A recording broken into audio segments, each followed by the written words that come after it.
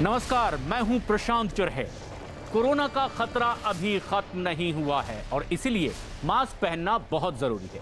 News 18 भी सबसे यही अपील करता है कि आप मास्क जरूर पहनें। प्रधानमंत्री ने भी कहा है कि कोरोना से इस लड़ाई में इस वक्त मास्क ही सबसे बड़ा हथियार है और इसीलिए नेताओं से भी अपील है कि वो अपनी सभाओं में, रैलियों में मास्क पहने और लोगों से भी मास्क पहनने के लिए कहें। लेकिन इस वक्त की सबसे बड़ी खबर पश्चिम बंगाल के चुनावी रण से जुड़ी हुई, जहां आज रैलियों का रविवार है।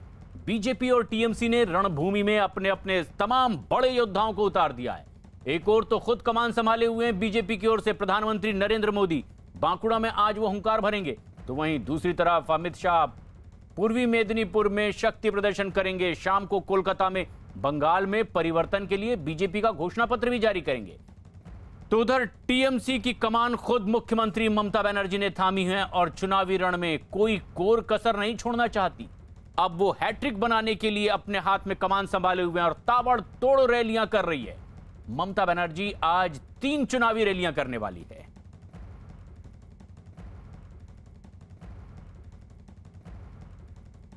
बंगाल में चुनाव अब बस गिनती के ही दिन बाकी रह गए हैं। नेताओं के वार पलटवार से राज्य का सियासी तापमान काफी बढ़ा हुआ है। बंगाल के चुनावी दंगल में जीतने के लिए बीजेपी ने भी अपनी पूरी ताकत लगा दी है। पहली बार वो बंगाल की सत्ता पर काबिज होना चाहती है। पश्चिम बंगाल विधानसभा चुनाव में वोटरों को साधने के लिए अब प्रधानमंत्री नरेंद्र मोदी भी ताबड़तोड़ रैलियां कर रहे हैं। आज वो पश्चिम बंगाल में भी होंगे। प्रधानमंत्री मोदी पश्चिम बंगाल के बांकुड़ा में दोपहर 1 बजे के करीब सभा को संबोधित करने वाले हैं।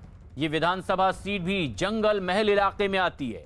बांकुड़ा से पहले आज प्रधानमंत्री मोदी असम के बोकाखाट में भी एक चुनावी रैली को संबोधित करने वाले हैं।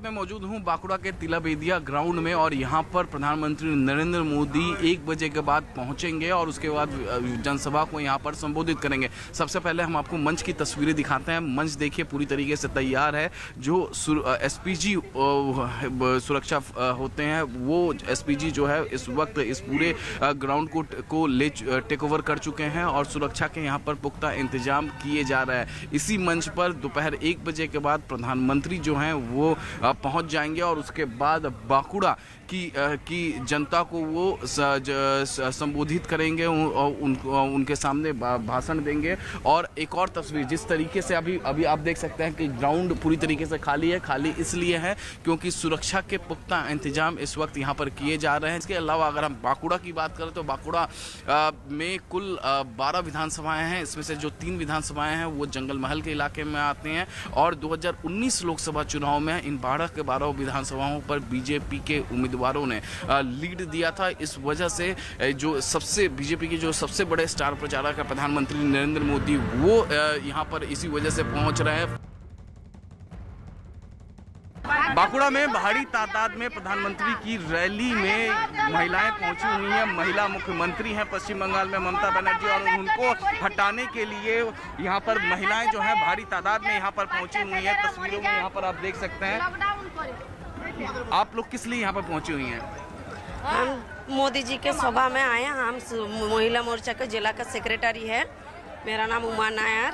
हम यहाँ पे सबको चाह रही है बांग्ला में जे मोदी जी। तो मुझे ये बताइए 2016 में तो आप लोगों को एक भी सीट यहाँ मिला नहीं था। मार्क है सबको। पंचायत में ममता ने किसी को नहीं ये इलेक्शन में नहीं खड़ा होने दिया कि किसी को भी नहीं दी। तो इस तरीके से महिलाएं जो हैं वो भारी तादाद में जो हैं यहाँ पर पहुंची हुई है। बांकुड़ा में आज विशाल जनसभा को संबोधित करने वाले हैं प्रधानमंत्री नरेंद्र मोदी और यहाँ पर देखिए भारी तादाद में जो है महिलाएं जो हैं वो बांकुड़ा के इस ग्राउंड में यहाँ पर पहुंची हुई हैं और इनका साफ साफ ये कहना है कि इस बार के विधानसभा चुनाव में जो है बीजेपी भारी मतों से जीतेगी।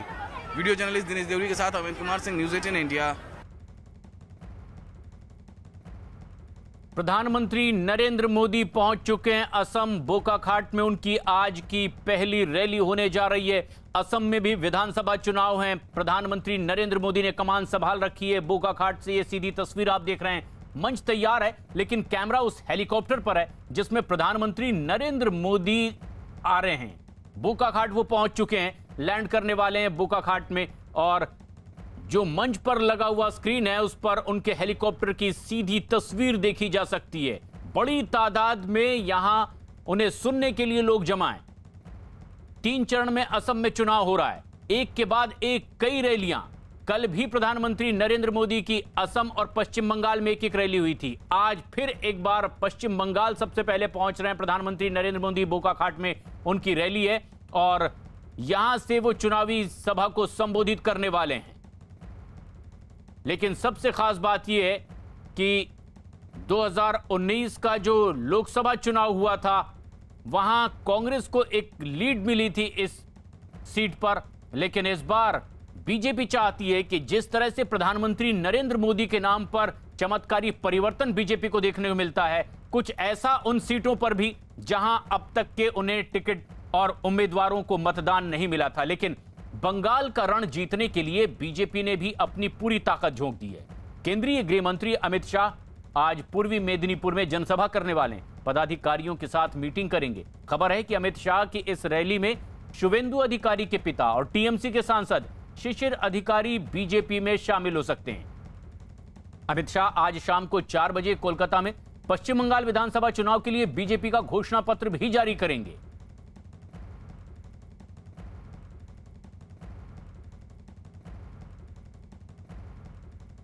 पूर्व मिदनापुर के एगरा में गृह मंत्री अमित शाह की सभा और सभा शुरू होने के पहले ही मैदान का एक हिस्सा पूरी तरह महिलाओं से भरा हुआ है। कहां से आई हैं आप?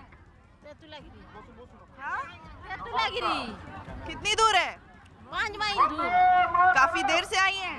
गाड़ी। आप कहां से आए हो बेटा? हम बेतुलागिरी। कितनी देर से आए हो? 5 मंदिर से। किसको देखने के लिए? अमित शाह।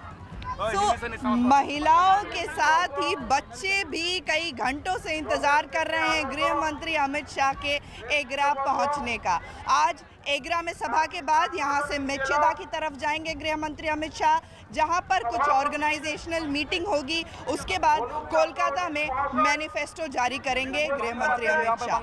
वीडियो जर्नलिस्ट आशीष धर के साथ आशिका सिंह, न्यूज़ 18 इंडिया, एगरा। सभी की निगाहें इस बात पर है कि पश्चिम बंगाल के घोषणा पत्र में बीजेपी किन बातों को शामिल करती है, क्योंकि पश्चिम बंगाल विधानसभा चुनाव के लिए बीजेपी आज अपना घोषणा पत्र जारी करने वाली है। शाम को गृह मंत्री अमित शाह ये घोषणा पत्र जारी करेंगे, खुद उनकी मौजूदगी होगी और बंगाल के किसानों गरीबों को लुभाने की इसमें पूरी कोशिश बीजेपी की ओर से की जाएगी। साथ ही साथ वो मुद्दे जरूर शामिल होंगे जो चुनावी सभाओं में सुनाई देते हैं, यानी कि घुसपैठ पर लगाम लगाने की बात, पड़ोसी देशों से आए हिंदू अल्पसंख्यकों को नागरिकता का अधिकार देने का मुद्दा इस घोषणा पत्र का हिस्सा हो सकता है जो बीजेपी आज शाम को जारी करेंगे। आयुष्मान भारत योजना, किसान सम्मान निधि योजना और रोजगार के अवसर देने की भी बात। केंद्र की कई ऐसी योजनाएं जिनका ममता बनर्जी पर आरोप लगता है कि उन्होंने राज्य में इसका लाभ जनता को नहीं होने दिया, इसे प्रभावी तौर पर लागू करने की बात घोषणा पत्र में बीजेपी कर सकती है। बीजेपी की कोशिश होगी कि विजन डॉक्यूमेंट में ऐसे मुद्दों को ही जगह दी जाए जो बंगाल की जनता को उनके लिए बूथ पर ले जा सके। और इससे पहले ममता बनर्जी ने 17 फरवरी को ही अपनी पार्टी का घोषणा पत्र जारी कर दिया है। लेकिन बंगाल में आज वार पलटवार का दिन है। टीएमसी प्रमुख ममता बनर्जी भी आज पूर्वी मेदिनीपुर में 3 रैलियां करने वाली है। चोट के बावजूद ममता बनर्जी विधानसभा चुनाव के लिए लगातार चुनाव प्रचार कर रही हैं। व्हील चेयर पर बैठी नजर आती हैं और वहीं से वो अपना भाषण देती हैं। पहले चरण के चुनाव में बेहद कम वक्त बचा है। लाउड स्पीकर के जरिए चुनाव प्रचार के लिए महज 4 दिन बच गए हैं। 6 दिन बाद पहले चरण का मतदान होना है। ज्यादा से ज्यादा लोगों को अपनी बात पहुंचाने की कोशिश की जा रही है हर पार्टी की ओर से। एक तरफ बीजेपी जहां ममता सरकार पर हमले कर रही है, तो वहीं ममता बनर्जी भी महंगाई और दूसरे मुद्दों को लेकर केंद्र सरकार पर निशाना साध रही है। बंगाल में सत्ता का परिवर्तन होगा या नहीं, ये तो नतीजे 2 मई को बताएंगे। लेकिन चुनाव को लेकर ममता बनर्जी की सियासी रणनीति में परिवर्तन जरूर आ गया है। जो ममता बनर्जी हर मंच से धर्मनिरपेक्षता का नारा लगाती थी, वो अब चुनावी रैलियों में देवी दुर्गा का मंत्रोच्चारण करती सुनाई देती हैं, चंडी पाठ करती सुनाई देती हैं। पश्चिम बंगाल के खड़गपुर सदर सीट चुनावी अखाड़े की हॉट सीट में बदल गई है। जिस खड़गपुर की पहचान देश के तीसरे सबसे बड़े रेलवे स्टेशन और देश के पहले आईआईटी की वजह से थी, उसी खड़गपुर की पहचान अब सियासी अखाड़े की वजह से हॉट सीट के रूप में तब्दील हो चुकी है। इसकी खास वजह भी है।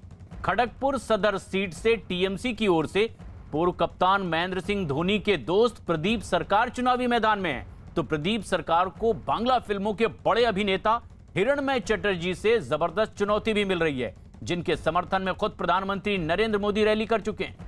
पीएम मोदी की इस रैली उसी मैदान पर हुई जहां माही कभी अपने खड़ग रूपी क्रिकेट के बल्ले की धार दिखाया करते थे। एक मैदान जहां धोनी हेलीकॉप्टर शॉट की प्रैक्टिस कर रहे थे।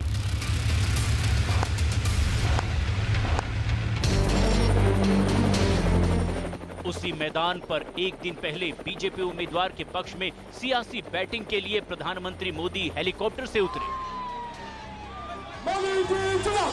बीजेपी की इस रैली में पीएम मोदी को देखकर जनता का उत्साह उसी तरह हिलोरे मारने लगा जैसे कभी धोनी के हर शॉट पर मारा करता। इस मैदान का नाम है पीएनआर ग्राउंड और जगह है बंगाल का खड़गपुर। इतिहास के पन्नों में जिस मैदान पर धोनी का नाम दर्ज हो, वहां खिलाड़ी भले ही सियासत का ही क्यों ना हो, बैटिंग का अंदाज तो ताबड़तोड़ ही होगा।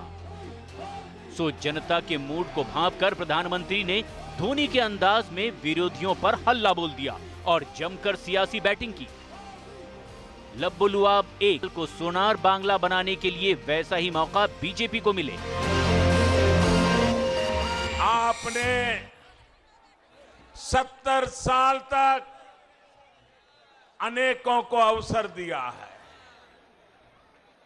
हमें 5 साल का मौका दीजिए, हम 70 साल की बर्बादी को मिटा करके रहेंगे। बंगाल के मेरे भाइयों बहनों, एक बार आशीर्वाद दीजिए, एक बार आशीर्वाद दीजिए, हम अपनी जान आपकी भलाई के लिए खपा देंगे। पश्चिमी मेदिनीपुर जिले का खड़गपुर बंगाल का वो शहर है जिसकी देश में खास पहचान है। वैसे खड़गपुर आईआईटी के लिए और रेलवे स्टेशन के लिए मशहूर है, क्योंकि देश का सबसे बड़ा तीसरे नंबर का रेलवे स्टेशन यहीं पर है। लेकिन खड़गपुर की पहचान जिस रेलवे स्टेशन से होती है, उससे और यहाँ के 2 मैदानों से महेंद्र सिंह धोनी का खासा नाता है। एक नाता जो खड़गपुर की पहचान से जुड़ गया है। ये नाता है धोनी के खड़ग यानी बैट रूपी तलवार में धार देने का। दुनिया ने माही के बल्ले की चमक और धार तो बाद में देखी, खड़गपुर धोनी की चमक का पहला गवाह बना। धोनी की बात हो और खड़गपुर की बात ना हो, और खड़गपुर की बात हो और इस मैदान की बात ना हो, तो धोनी की कहानी अधूरी है। ये पीएनआर ग्राउंड है, रेलवे का ग्राउंड है, और धोनी यहीं पर प्रैक्टिस किया करते थे, टूर्नामेंट भी खेलते थे। हमारे साथ दिनेश हैं। दिनेश, आपकी उम्र कितनी है? 30 तो जब धोनी यहाँ खेलते थे तब कितनी उम्र थी आपकी? 18, 17, 16 ऐसे। जब वो 3 साल यहाँ पर रह चुके हैं खड़गपुर में, हम उसे स्टार्टिंग से यहाँ देखते हुए खेलते थे। बड़ा बड़ा टूर्नामेंट खेलते थे। जब यहाँ टीटी के नौकरी जब वो करते थे तो यहाँ टेनिस प्रैक्टिस भी करते थे, टेनिस भी खेलते रहे। क्रिकेट प्रशंसकों को आज भी वो लम्हा याद है जब महज एक मैच के लिए उन्हें कुछ 100 रुपए मेहनताना मिलता था। टेनिस बॉल से ज्यादा खेलते थे, कहते हैं 200-300 रुपया उनको मिलता था एक दिन का, और टूर्नामेंट बहुत खेलते थे। एक मैच का 300 रुपये मिलता था शायद उनको। अच्छे से याद है मुझे, कुछ याद है। एक मैच का 300 रुपये मिलता था। बहुत लंबा छक्का मारते थे। मैं देखा हूँ, एक मैच देखा हूँ, बहुत लंबा। यहाँ से अगर बैटिंग करते थे तो वो रोड पार हो जाता था, इतने लंबे सड़क पार हो जाता था। उनका शॉट बहुत जबरदस्त शॉट होता था।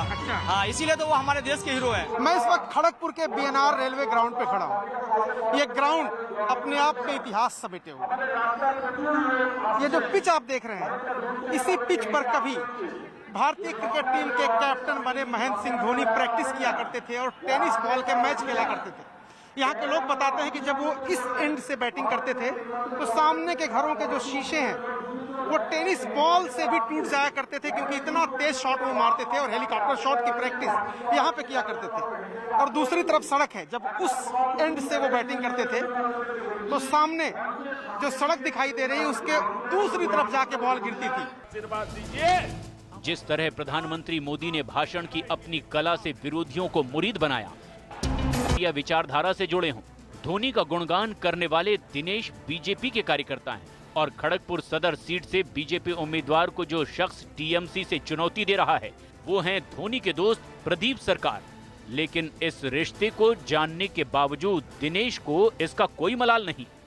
जो भी हो सर, धोनी जो खड़गपुर की शान है और धोनी का मूवी जब बना तो खड़गपुर के लोग और जो नहीं जानते थे वो भी जान चुके धोनी को, और धोनी तो ऐसे पूरा विश्व उनको जानता है सर। हमारे लिए बहुत गर्व की बात है, खड़गपुर में हम रहते हैं। असल में भारतीय क्रिकेट टीम के पूर्व कप्तान महेंद्र सिंह धोनी खड़गपुर में रेलवे के लिए टीटी का काम करते थे। उस दौरान महेंद्र सिंह धोनी टेनिस बॉल वाले टूर्नामेंट भी खेला करते थे।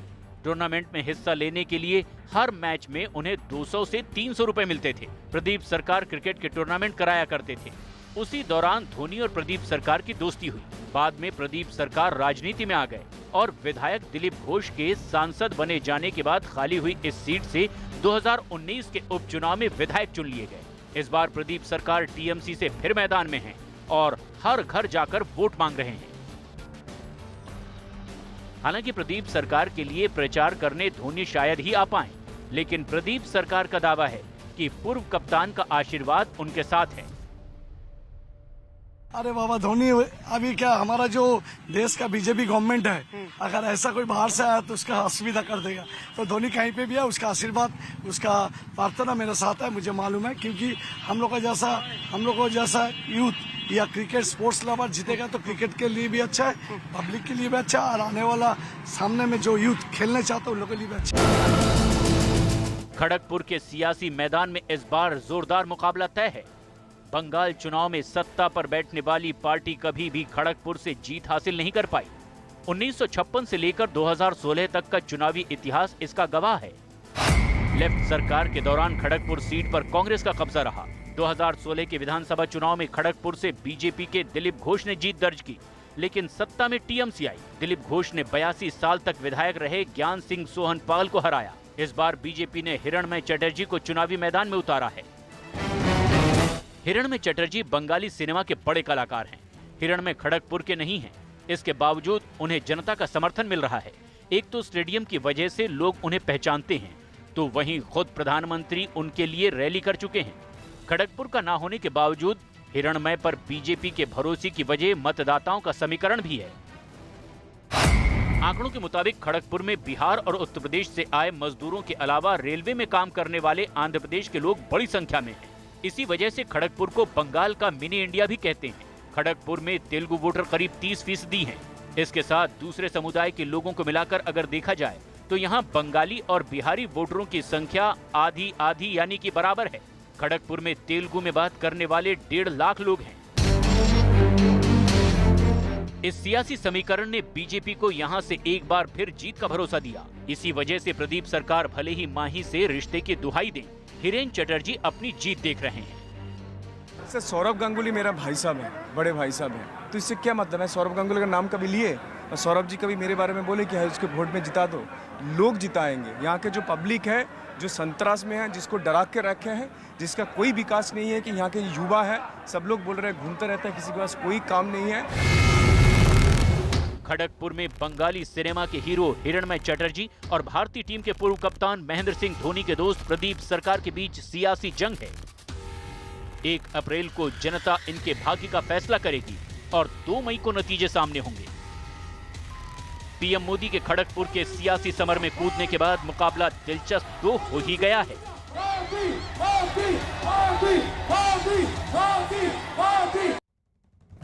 और इस वक्त प्रधानमंत्री नरेंद्र मोदी असम में चुनावी जनसभा को संबोधित करने के लिए पहुंच चुके हैं और बोकाखाट में प्रधानमंत्री अब से कुछ ही देर में इसी मंच से चुनावी रैली को संबोधित करेंगे। 3 चरणों में असम में भी विधानसभा चुनाव और आज प्रधानमंत्री नरेंद्र मोदी की असम के साथ साथ पश्चिम बंगाल के बांकुड़ा में भी चुनावी रैली है, जहां सभी की निगाहें टिकी हुई है। लेकिन इस वक्त बोकाखाट में प्रधानमंत्री नरेंद्र मोदी की यह रैली बेहद महत्वपूर्ण है, जहां प्रधानमंत्री बीजेपी और उनके सहयोगी दल के लिए एक बार फिर वोट देने की अपील कर रहे हैं। कल भी असम में एक चुनावी सभा को प्रधानमंत्री नरेंद्र मोदी ने संबोधित किया था। बीजेपी के सबसे बड़े स्टार प्रचारक के तौर पर नरेंद्र मोदी लगातार एक के बाद एक कई जनसभाएं कर रहे हैं। मंच पर जो मौजूद हैं वो तमाम उम्मीदवारों के साथ बातचीत करते और लोगों का अभिवादन करते प्रधानमंत्री नरेंद्र मोदी इस वक्त असम के बोकाखाट में। और ये तस्वीरें आप देख रहे हैं। ऐसे में जबकि उन्हें सुनने के लिए बड़ी तादाद में सुबह से ही लोग यहां पहुंचे हुए हैं। प्रधानमंत्री नरेंद्र मोदी अब से कुछ ही देर में असम के बोकाखाट में इस चुनावी रैली को संबोधित करेंगे। सबसे खास बात यह है कि प्रधानमंत्री नरेंद्र मोदी की मौजूदगी से बीजेपी को लगातार यह महसूस होता है कि एक चमत्कारिक परिवर्तन देखने को मिलता है और उन जगहों पर खासतौर पर प्रधानमंत्री नरेंद्र मोदी की सभाएं करवाई जा रही है जहां उनके पिछले चुनावों में कोई खास असर देखने को नहीं मिला था।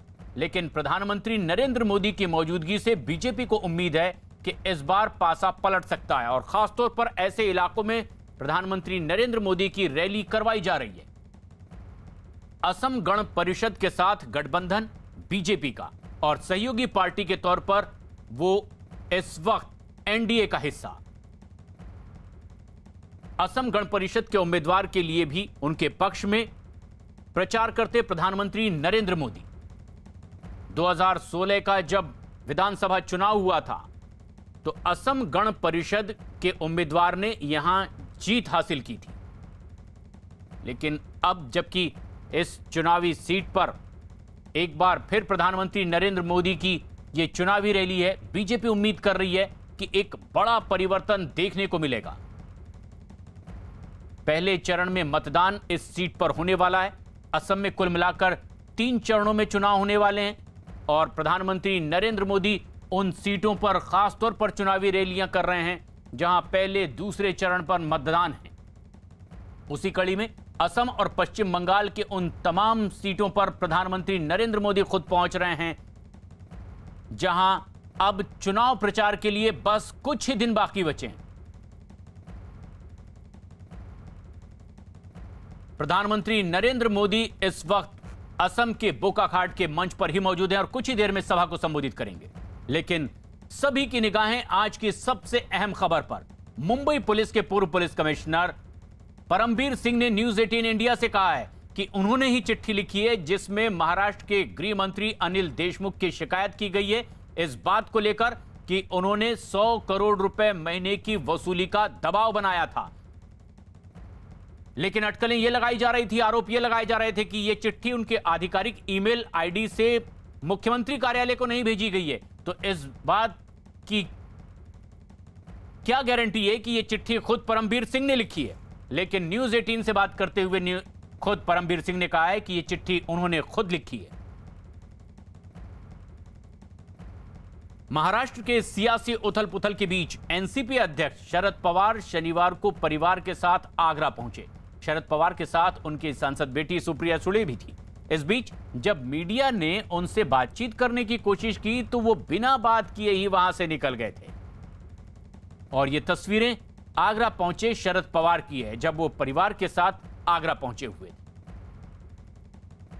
महाराष्ट्र की सियासत में लगातार तूफान मचा हुआ है और एनसीपी सुप्रीमो शरद पवार आगरा आए हुए हैं और अब होटल से उनका काफिला निकल रहा है। ठीक पीछे आप तस्वीरों में देख सकते हैं ये शरद पवार का काफिला है और शरद पवार ये जा रहे हैं। हालांकि इनसे बात करने की कोशिश करेंगे। सर बताइए प्लीज, सर अनिल देशमुख को कुछ बोलेंगे क्या? हालांकि शरद पवार ने अनिल देशमुख को लेकर कहीं नहीं बोला, लेकिन जिस तरह से हंगामा मचा हुआ है पूरी महाराष्ट्र में, दरअसल महाराष्ट्र के मुंबई पुलिस के कमिश्नर ने जिस तरह से आरोप लगाए हैं उसको लेकर तमाम सवाल पूछने की कोशिश की, लेकिन शरद पवार कुछ नहीं बोले। आरिफ खान, न्यूज़ 18 आगरा। लेकिन शिवसेना को बोलना पड़ रहा है क्योंकि उनकी सरकार है कांग्रेस एनसीपी के साथ। इस मुद्दे पर कांग्रेस सांसद संजय अनुपम ने भी रिएक्ट किया है और अनिल देशमुख पर लगे आरोपों को गंभीर बताया है। देखिए, मुंबई के पूर्व पुलिस आयुक्त परमबीर सिंह की चिट्ठी, 8 पन्नों की चिट्ठी अगर सही है तो ये बहुत गंभीर मामला है और इसमें दोषी परमबीर सिंह भी हैं और अनिल देशमुख भी और मुंबई पुलिस के कई बड़े अधिकारी भी हैं और हो सकता है इसके तार बड़े बड़े लोगों तक पहुंच जाए। लेकिन उधर बीजेपी को मौका मिल गया है हमलावर होने का और इसीलिए जगह जगह विरोध प्रदर्शन भी हो रहे हैं। महाराष्ट्र के नागपुर में ही बीजेपी ने राज्य के गृह मंत्री अनिल देशमुख के खिलाफ प्रदर्शन किया है और फौरन इस्तीफा देने की मांग की है। बड़ी तादाद में बैनर पोस्टर लेकर बीजेपी के कार्यकर्ता सड़कों पर उतरे हैं और अनिल देशमुख के इस्तीफे की मांग की है। नागपुर के नजदीक काटोल से आते हैं अनिल देशमुख और इसीलिए नागपुर और आसपास के इलाकों में बीजेपी को एक बड़ा मौका मिला। विरोध प्रदर्शन के लिए बीजेपी के कार्यकर्ता सड़कों पर उतरे, लेकिन सिर्फ नागपुर में ही नहीं बल्कि मुंबई में भी सड़कों पर उतरे दिखाई दिए बीजेपी के कार्यकर्ता, हाथ में बैनर पोस्टर लेकर, और लिखा गया गृह मंत्री राजीनामा दिया, यानी गृह मंत्री अनिल देशमुख इस्तीफा दें। बैनर पोस्टर लेकर बीजेपी के कार्यकर्ता सड़कों पर उतरे। मुंबई से लेकर नागपुर तक लगातार बीजेपी के कार्यकर्ता सड़कों पर उतरकर उनके इस्तीफे की मांग कर रहे हैं। ऐसे में जबकि परमबीर सिंह जो कि मुंबई पुलिस कमिश्नर रहे, उन्होंने एक बेहद अहम चिट्ठी लिखते हुए संगीन आरोप लगा दिए हैं महाराष्ट्र के गृह मंत्री अनिल देशमुख पर कि 100 करोड़ रुपए महीने की वसूली का दबाव गृह मंत्री की ओर से बनाया गया था।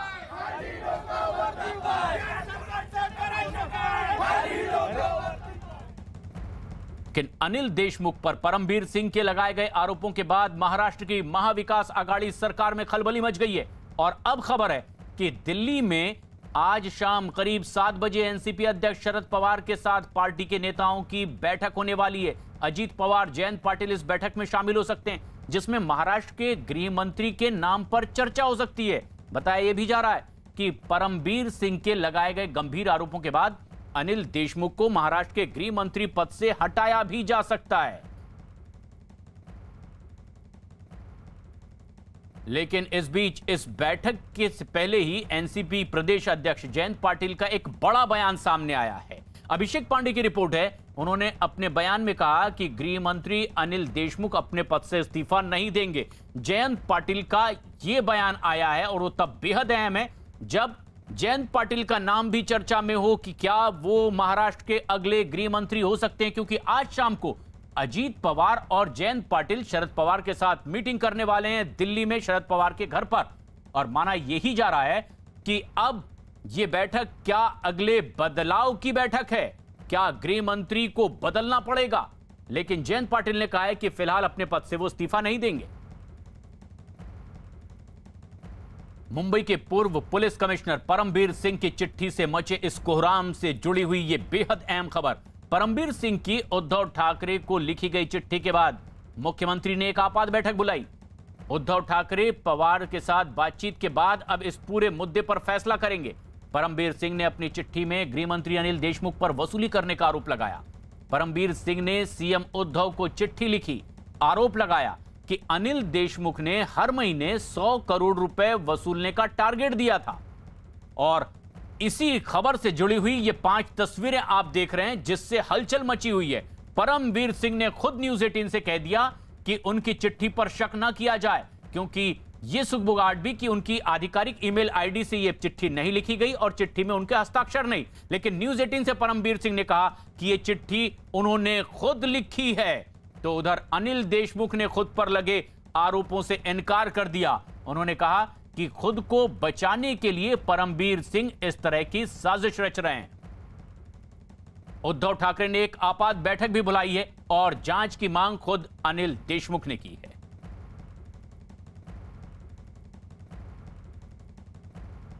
लेकिन इस मुद्दे पर अब शिवसेना नेता संजय राउत ने भी अपनी बात रखी है। उन्होंने गृह मंत्री अनिल देशमुख पर लगे आरोपों को गंभीर बताया और इस पूरे मामले की जांच कराने की बात कही है। आरोप होणं कुठल्याही मंत्र्यावर किंवा सरकारवर हे नक्कीच आमच्यासारख्यांना जे सरकारच्या बाहेर आहेत पण सरकारचे चिंतक आहेत, सरकारला 1.5 वर्ष झालेलं आहे, प्रत्येकानं सरकारमधल्या प्रत्येकानं प्रत्येक घटकानं आत्मपरीक्षण करणं गरजेचं आहे। आपले पाय तपासायला पाहिजे, नक्की जमिनीवर आहेत। माना जाता है कि महाराष्ट्र में शिवसेना नेता संजय राउत का बयान आगे की राजनीति और के संकेत भी होते हैं। ऐसे में वो ये कह रहे हैं कि हर घटक दल को आत्मचिंतन की जरूरत है कि उनके पैर जमीन पर हैं या नहीं। लेकिन परमबीर सिंह के अनिल देशमुख पर लगाए गए इस आरोपों के बाद बीजेपी हमलावर है। केंद्रीय मंत्री अनुराग ठाकुर ने भी हमला बोला है और इस पूरे मामले में जांच कराने की मांग की है। मुंबई पुलिस के पूर्व कमिश्नर ने बहुत गंभीर आरोप वहां के होम मिनिस्टर पर लगाए। आप कल्पना कर सकते हैं अगर एक महीने के एक पुलिस कमिश्नर को, पुलिस चीफ को 100 करोड़ रुपया देने की बात कही जाती है, तो जब से उनकी नियुक्ति हुई और अब तक वो कितना पैसा दे चुके थे? मुंबई क्राइम इंटेलिजेंस ब्रांच के अधिकारी सचिन वाजे केस अभी सुलझा भी नहीं था कि मुंबई के पूर्व पुलिस कमिश्नर परमबीर सिंह की चिट्ठी ने वाजे से 100 करोड़ रुपए की वसूली के लिए दबाव बनाने वाले आरोप लगा दिए। महाराष्ट्र समेत पूरे देश भर में सियासी भूचाल इसके बाद आ गया। चिट्ठी में कई बार लिखा गया है कि अनिल देशमुख कई पुलिस अफसरों को अपने सरकारी आवास पर बुलाकर अपने लिए 100 करोड़ रुपए हर महीने उगाही का प्लान समझाते थे। हालांकि देशमुख ने सभी आरोपों को खारिज कर दिया है, लेकिन परमबीर सिंह की चिट्ठी का एक एक शब्द बेहद चौंकाने वाला है।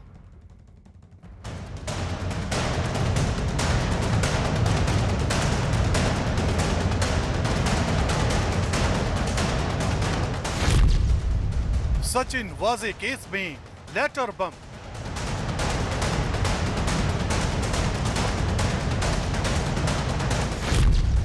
महाराष्ट्र के गृह मंत्री पर सनसनीखेज आरोप। परमबीर सिंह की चिट्ठी से हड़कंप। अनिल देशमुख पर उगाही का आरोप लगाया। 100 करोड़ उगाही और वाजे पर बड़ा दांव।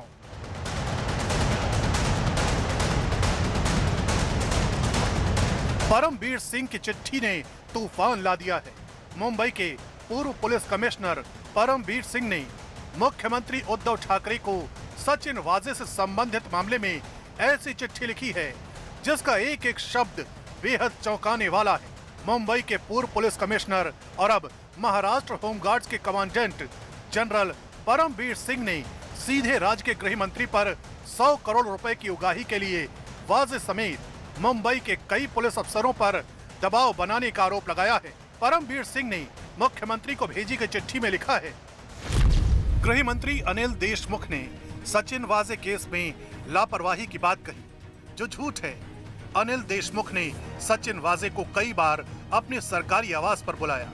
पिछले कुछ महीनों में अनिल देशमुख ने अपने सरकारी आवास दयानीश्वर में सचिन वाजे को कई बार बुलाया। अनिल देशमुख ने अपने लिए 100 करोड़ रुपए उगाही करने की बात कही। अनिल देशमुख ने अपने पीए के सामने वाजे से उगाही के लिए कहा। अनिल देशमुख ने अपने घर बुलाकर सचिन वाजे से कहा, मुंबई के 1750 बार से उगाही करो। 1750 बार से हर महीने 40 से 50 करोड़ रुपए मिल जाएंगे।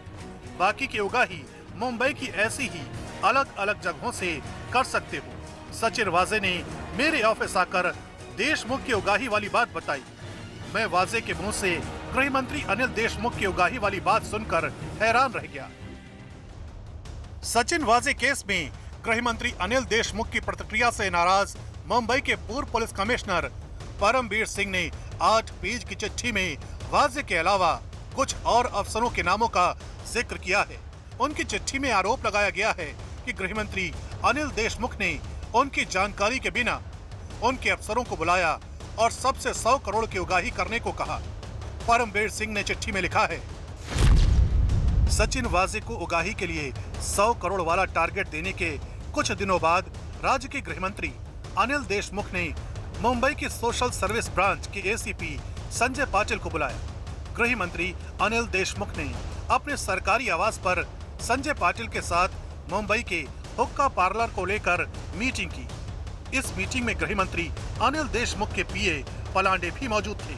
2 दिन बाद 4 मार्च 2021 को अनिल देशमुख ने अपने सरकारी आवास पर दूसरी मीटिंग बुलवाई। 4 मार्च की मीटिंग में एसीपी पाटिल और डीसीपी भुजबल मौजूद थे। गृह मंत्री अनिल देशमुख के केबिन से उनके पीए पलांडे बाहर आए। अनिल देशमुख के पीए पलांडे एसीपी पाटिल और डीसीपी भुजबल को एक किनारे ले गए। पीए पलांडे ने कहा, गृह मंत्री देशमुख ने हर महीने 40 से 50 करोड़ की उगाही करने को कहा है। पीए पलांडे ने बताया, मुंबई के 1750 बार, रेस्टोरेंट और बाकी जगहों से आ जाएंगे। एसीपी पाटिल ने मुझे गृह मंत्री अनिल देशमुख की उगाही वाली मांग के बारे में बताया। भारत माता की